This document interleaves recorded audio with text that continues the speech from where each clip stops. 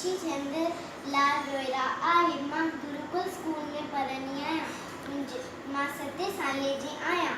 बांदरमल जी छटी पुराणी चइनि हंधनि तां आहे कहाणी। जॾहिं मींहुं करे वसकारा छुटनि छटीअ मां ठाणे सारा करे पुसाए पाणी पाणी। बांदरमल जी छटी पुराणी चइनि हंधनि तां आहे कहाणी। जॾहिं थिए थो उस खां व्याकुल चवे छटीअ खे बांदर मुल्क थिए उन्हारे में बि साणी। बांदरमल जी छटी पुराणी चइनि हंधनि तां आहे कहाणी।